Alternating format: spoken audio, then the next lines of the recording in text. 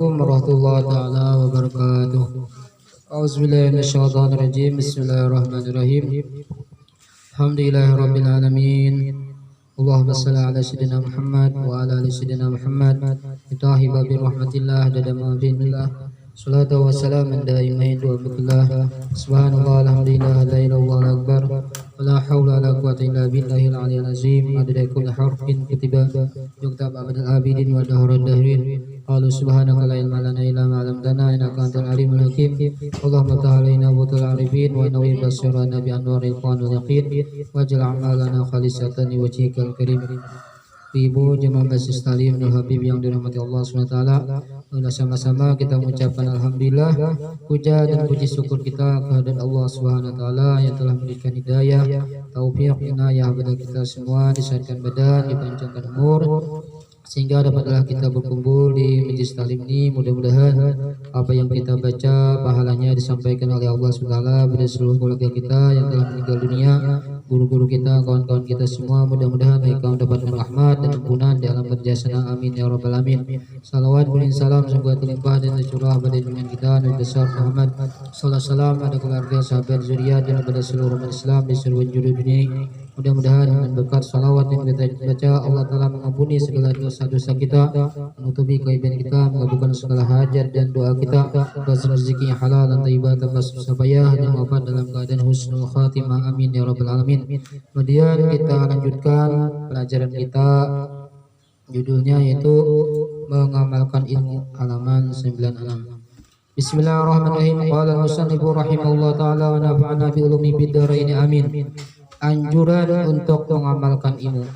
Yang pertama, Rasulullah sallallahu alaihi wasallam bersabda, "Man amila bima alima aw rasulullah ilma ma lam ya'lam." Barang siapa mengamalkan ilmunya, maka Allah akan memberinya ilmu yang tidak ia ketahui. Barang siapa yang mengamalkan ilmunya, ya tahu fadilat sembahyang duha, sembahyang tahajud, fadilat baca selawat, lalu diamalkannya misalnya, maka Allah akan memberinya ilmu yang tidak ia ketahui. Ditambah Tuhan ilmu tadi, bisa diberi ilmu laduni, bisa juga. Yang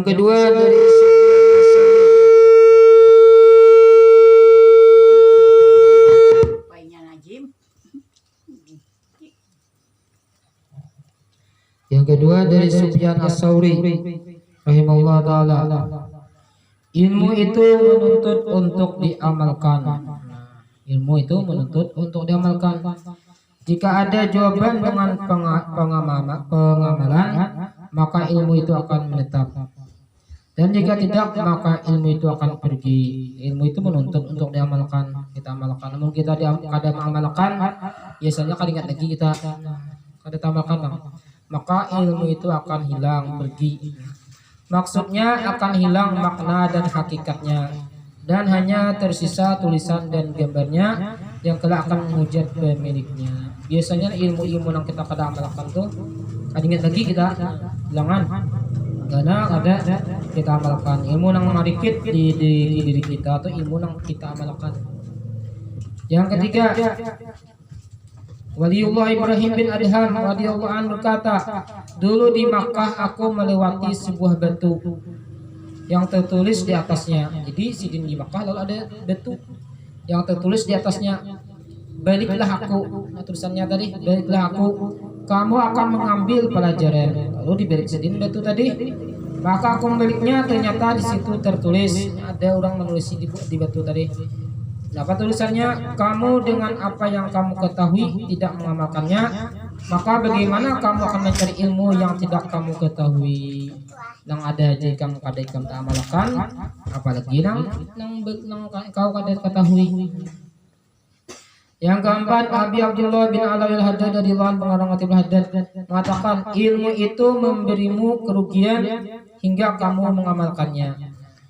Dan apabila kamu telah mengamalkannya, maka ia akan memberi keuntungan. Jadi ilmu tadi memberi keuntungan apabila kita amalkan. Nah, itu hanya ilmu tadi bisa memberi keuntungan bagi kita apabila kita mengamalkannya. Biadullah. Yang kelima, Habib Ahmad bin Hasan Al-Tasadil mengatakan, dulu aku salat, dahulu ulama salaf, ulama-ulama dahulu. Jasidin dahulu ulama-ulama salaf, ulama-ulama bahiri mengajarkan anak-anak mereka pengamalan sebelum ilmu. Lagi dulu tuh anak-anak suruh mengamalkan ilmu lo, walaupun mereka kada tahu belum. Jika mereka telah belajar pengamalan, baru mereka ulama salaf itu mengajarkan ilmunya. Dilatih sembahyang tahajud, dilatih sembahyang duha, walaupun anak-anak tadi ada tahu belum, apa-apa dilatnya nih. Cuma dilatih, sudah yang kenalan hanya diberitahu ini apa dilatnya nih, ilmunya nih. Dilatih dulu deh. Mereka berkata pada anak-anak mereka, ini adalah suatu kebenaran, maka tekunilah, dan ini sesuatu yang batil, maka jauhilah. 6. Diceritakan ada seorang khatib yang selalu mengulangi isi khutbah yang sama setiap Jumat. Jadi sidin tadi khatib nih, sidin tuh mau khutbah setiap Jumat. Yang lainnya ada bisa khutbah, sidin aja mau khutbah setiap Jumat di depan penduduk daerahnya. Setiap Jumat sidin khutbah sehingga mereka mencelanya. Di ruang kampung sari kanan sidin, karena sidin tadi mau khutbah ngintu aja setiap Jumat isinya. Lalu khatib itu menjawab, hingga kalian mengamalkan yang ini, maka aku akan membuahkan materi khutbah yang lain. Maka aku akan membuahkan materi khutbah yang lain. Amalkan dulu di sini nang ku sampaikan di hari Jumat ini. Hanya kan aku merubah nang khutbah nang isi nang lain. Maka hasilnya sidin menyuruh misalnya khutbah tadi, baca Quran terus isi khutbah tadi. Orang dulaknya lalu dicela orang sidin tadi, sidin amalkan ngurang aku baca nih, itu membaca Quran nih, hanya kena Jumat kena aku mau ubah ulang materi yang lain nih sampaikan. Jujur aja sidin nih. Ancaman bagi orang yang menyalahi sesuatu yang ia katakan. Utama Rasulullah SAW bersabda, ada seseorang yang didatangkan pada hari kiamat, kemudian ia dilempar ke neraka hingga terurai ususnya. Orang itu dilemparkan ke neraka lalu terurai ususnya nih, dan ia berputar di neraka seperti keledai yang mengelilingi penggilingan. Ya apa keledai tadi kan dikerjakan kayak di Makkah nih, mengelilingi penggilingan, menggilingin nih tepung. Lagi beri alat orang nih, wah ini kan mesin deh. Maka penghuni neraka berkumpul dan berkata, ada apa denganmu? Bukankah kamu dahulu di dunia menyuruh kami dengan kebaikan dan melarang kami dengan kemungkaran? Kami lagi beri Tuhan guru kok, kenapa masuk neraka nih? Lalu orang itu menjawab, aku telah menyuruh kalian dengan kebaikan, tapi aku tidak melakukannya. Aku menyuruh ibuan buja, aku tidak menjauhi. Nah, yang beratnya nih, dan aku melarang kalian dari kemungkaran, tapi aku melakukannya. Aku melarang kalian dari berbuat maksiat, tapi aku seorang melakukannya. Ini perumpamaan jelas bagi orang-orang yang tidak mengamalkan ilmunya. Yang kedua diriwayatkan dari Ibnu Abbas radhiyallahu anhu bahwa seorang datang kepadanya dan berkata, wahai Ibnu Abbas, aku ingin melakukan amal ma'ruf dan nahi mungkar. Jadi ada seorang mendatangi sepupu Nabi Abdullah bin Abbas, wahai Sayyidina Abbas, aku ini hendak melakukan amal ma'ruf dan nahi mungkar. Maka Ibnu Abbas berkata, apa kamu telah mencapainya? Sampailah di ikam nih, anunya nih, makamnya melakukan amal ma'ruf nahi mungkar nih. Orang itu menjawab, aku berharap itu bang. Nah, dia berkata, apabila kamu tidak takut dipermalukan dengan 3 ayat Allah, maka lakukanlah. 3 ayat dengarkanlah. Orang itu bertanya apa ayat itu, beliau menjawab, atamuruna an-nasa bil birri wa tansawna anfusakum. Iman Allah, mengapa kamu menyuruh orang lain mengerjakan kebaikan sedangkan kamu melupakan dirimu sendiri? Karena menyuruh orang ini kamu amalkan adalah atamuruna an-nas bil birri wa tansawna anfusakum. Mengapa kamu menyuruh orang lain mengerjakan kebaikan sedangkan kamu melupakan dirimu sendiri? Satu ayat deh. Iman Allah yang kedua, ya ayyuhallazina amanu lima taquluna ma la taf'alun.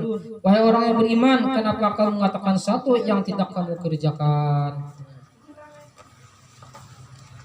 Dua dah. Kemudian serta firman Allah Ta'ala tentang hambanya yang soleh Nabi Shu'aib, wa ma uridu an ukhalifakum ila ma anhaakum anhu. Dan aku tidak berkehendak menyalahi kamu dengan mengerjakan apa yang aku larang. Lebih mendengar mudah tadi dengan 3 ayat tadi. Nah, sampailah jisidin deh kamu ini nah. Engkau menyuruh, apakah engkau menyuruh aja dan engkau sendiri kayak apa? Nah, lima taqulu ma la ta'alun tadi. Wa ma uridu an khalifakum ila ma anhaakum anhu. dinasihati sidin dulu bila sampai aja. Yang ketiga, Ibnu Samak radhiyallahu anhu berkata, suatu hari aku menasihati orang-orang, maka aku merasa kagum dengan nasihatku. Nah, imbah nang menasihati orang berceramah, lalu sini aku kagum dengan diriku sendiri. Tiba-tiba ada suara asing berkata, timbul ada suaranya ini bahasa Arab nih, kat beris. Ya ayyuhar rajul muallimu gairah halla li nafsika kana zat ta'limu. Wahai orang yang mengajari orang lain, mengapa tidak untuk dirimu sendiri pengajaran itu? Jadi pengajaran itu bukan diri seorang dulu. Ibda bi nafsika kanha an gairiha gaiha bizantahat anhu fa anta hakimu. Mulailah dengan dirimu sendiri. Mulai dengan dirimu sendiri dan cegahlah dari kesesatannya, maka kamu akan menjadi orang yang bijaksana. Nah, kita mulai dengan diri sendiri, maka nyaman kita nyuruh orang menuntut ilmu, kita yakin menuntut ilmu, nyuruh orang sama berjamaah, kita sama berjamaah. Nyaman kita nyuruh orang dia mengajak orang nih. Tasibud dawa lizaqami walizdana kaima tasihu bihi wa anta saqim. Bagaimana kamu membuat resep untuk orang yang sakit agar sembuh, sedangkan kamu sendiri orang yang sakit. Kamu memberikan resep sakit orang gering, kami gering. Apa nih? La tanha an khuluqin wa ta'tiya mislah. Arun 'alaika idza qala azimu. Jangan kamu melarang orang dari akhlak yang keji. Jangan kamu melarang orang dari akhlak keji, sedangkan kamu sendiri melakukannya.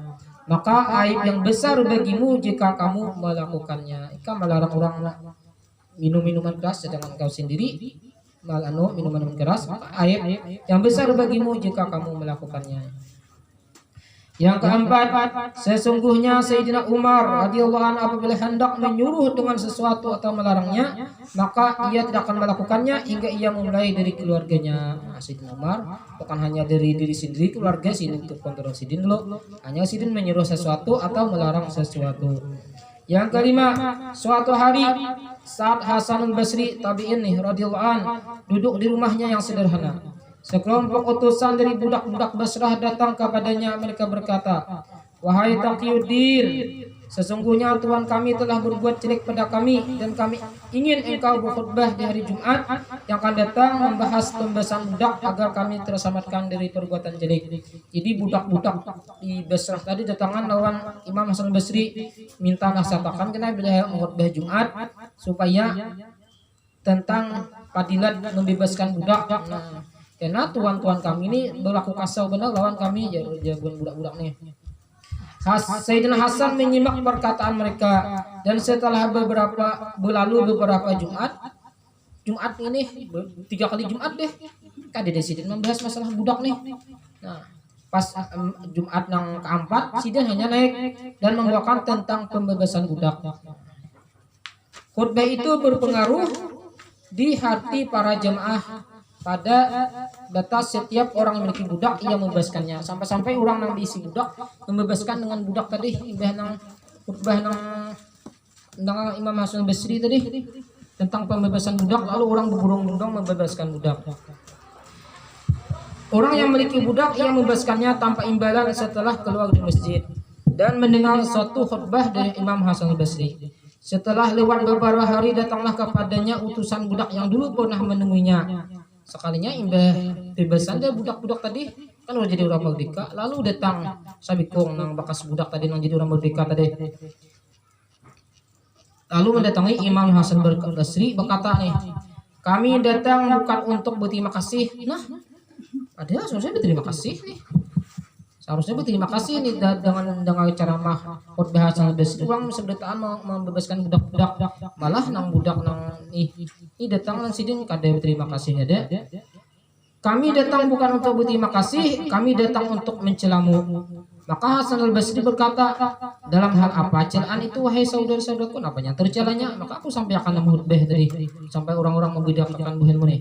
Mereka berkata, wahai Taqiyuddin, kami mengharap darimu agar mempercepat khutbah. Akan tetapi kamu melakukannya setelah beberapa Jumat berlalu. Kehendak kami, bahkan kami datang itu khutbah nang Jumat itu langsung khutbah masalah pembebasan budak. Ada nang ini khutbah nang Jumat pertama, Jumat kedua, Jumat ketiga, ada aja hanya Jumat yang keempat nih. Sebulan kami hanya menunggu, hanya membahas masalah pembebasan budak nih. Kebanyakan ada sabar nungguannya nih. Nah, Padahal kami sangat butuh untuk dipercepat khutbah tadi supaya membebaskan budak. Maka di Imam Hasan Basri, apakah kalian mengetahui rahasia aku menunda penyampaian khutbah tadi? Nah, apa nih rahasianya? Mereka menjawab, Allah yang lebih tahu. Lalu beliau melanjutkan perkataannya, sesungguhnya aku menunda khutbah tentang pembebasan budak karena aku saat itu tidak memiliki budak. Aku sih nggak ada diisi budak, Allah kisah membebaskan budak. Jadi Sidin, sebelum aku melakukan sesuatu, aku harus berdulu menggui lalu Sidin, dan tidak mempunyai apa-apa untuk membeli budak nih, hingga Allah memberi rezeki untuk membeli budak. Jadi seminggu 2 minggu itu Sidin aku mengumpulkan duit dulu jual karena apa nih budak, lalu akhirnya membebaskannya. Jadi nyaman aku menyuruh orang juga itu.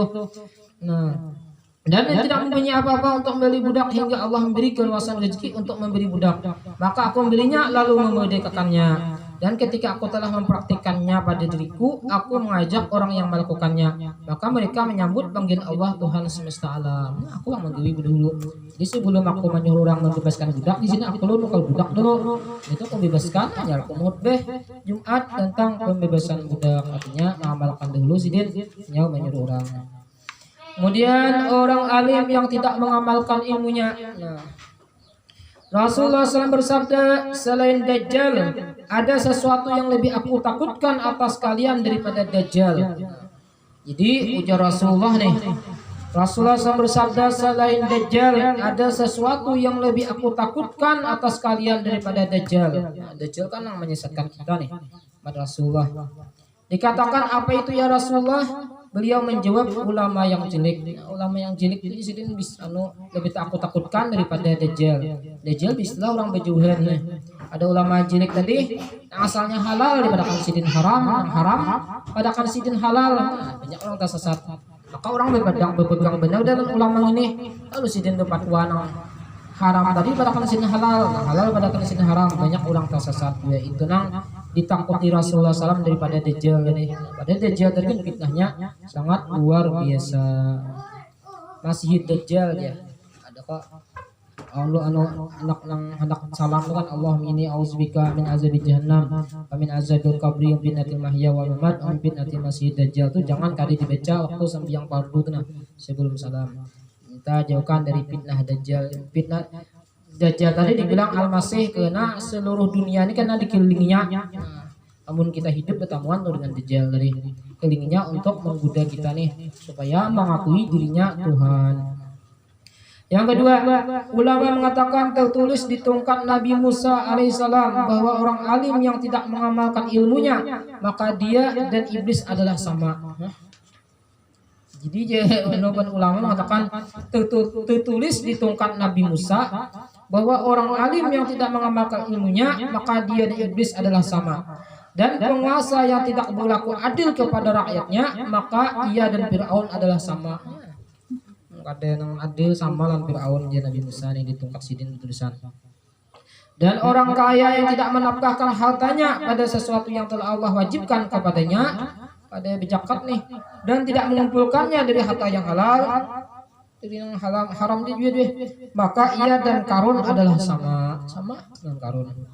Dan orang fakir yang tidak sabar dengan kefakirannya, nah orang miskin bilang kada sabar dengan kefakirannya, maka ia dan anjing adalah sama. Karena seberitaan ya lah, nang be ilmu kada mengamalkan ilmunya sama lah iblis. Nang penguasa nang kada adil sama lah Fir'aun. Nang orang kaya nang kada pemurah, nang berzakat kada, bersedekah kada sama lah Karun nih. Hartanya dari nang halal, nang haram bilangan. Dan orang fakir bilang kada sabar sama lah anjing. Di tongkat Nabi Musa bertulisan itu. Yang ketiga, bila orang alim melakukan maksiat maka derajatnya akan diturunkan dari tempat yang paling tinggi ke tempat yang paling rendah. Jadi orang alim tadi paling tinggi derajatnya, lalu karena kada berbuat maksiat maka diturunkan kepada tempat yang paling rendah. Atau yang semaknanya dengan pembahasan ini. Yang keempat, Imam Al-Junaid radhiyallahu anhu mengatakan, andaikan seseorang menghadap Allah selama 1000 tahun, orang ini beribadah selama 1000 tahun, lalu berpaling darinya sesaat, maka apa yang terlewatkan dari waktu sesaat itu lebih banyak dari apa yang telah ia capai selama 1000 tahun. Padahal 1000 tahun deh nyabi ibadah pada Ta'ala, cuma nya nih sesaat berpaling dari Allah, apa yang terlewatkan tadi dari waktu saat itu lebih banyak tuh ya. Padahal harap benar yang sesaat tadi dari apa yang saya telah capai selama 1000 tahun begini. Imam Idrus bin Umar Hamsi adalah menggambarkan hal ini seperti apa contohnya? Seperti orang yang menjual barang-barang murah seperti kayu bakar dan rumput, dan dagangan itu terus berkembang hingga ia bisa menjual barang yang paling berharga seperti permata yang harga per bijinya lebih mahal dari semua barang dagangan yang telah ia jual sebelumnya. Dia sampai lalu ia berhenti berdagang. Jadi orang nang BMP bibedeh pada tinggi benar deh, rajin bibedeh. Timbul BMP asalnya rajin ke masjid, timbul sambiang apa nih kan sambiang lagi. Dan kalau orang tuh rajin ibadah timbul anu kan nih ada sambiangan lagi, asalnya rajin menuntut ilmu, timbul ada menuntut ilmu lagi. Itu seperti orang nang berdagang, asalnya dagang kayu bakar rumput sampai kau berdagang nang permata nang indah nang mahal nih, soalnya ambil berdagang padahal kayu benar deh. Tambah tuh itu orang nang rajin ibadah BMP ibadah. Yang kelima, ketahuilah bahwa setan lebih ingin menyesatkan orang alim daripada orang bodoh. Yang diunting setan ini saja orang alim atau ingin menyesatkan orang alim daripada orang bodoh. Karena jika orang alim sesat, maka yang lainnya juga akan menjadi sesat. Gudaannya loh. Bila orang alim itu sesat, yang lain tempatan juga murid-muridnya. Dan jika orang alim telah rusak, maka dengan sebab kerusakan orang alim akan rusak pula orang awam. Bahayanya nih. Dan tidak akan berani melakukan larangan dan pelanggaran kecuali dengan keberanian ulama. Masyarakat ini melihat orang alim wani ini juga kecuali dengan keberanian ulama. Berbeda halnya jika itu terjadi dengan orang bodoh. Orang bodoh itu biasa-biasa ini tuh pada ilmu ada kaya orang nih. Namun orang alim bisa menuruti banyak orang. Yang keenam, berkata Habib Abdullah bin Alawi Al-Haddad radhiyallahu anhu dalam kitab Tasbitul Fuad, ada kitab namanya kitab Habib Abdullah kitab Tasbitul Fuad. Di dalam situ Sidin menerangkan tidak ada yang merusak agama orang-orang kecuali dengan sebab ulamanya surang. Tapi setelah rusaknya agama ulama pula. Rusaknya agama ini karena rusaknya agama Islam ini karena rusak agamanya ulama nih. Tidak ada yang merusak agama orang-orang nih.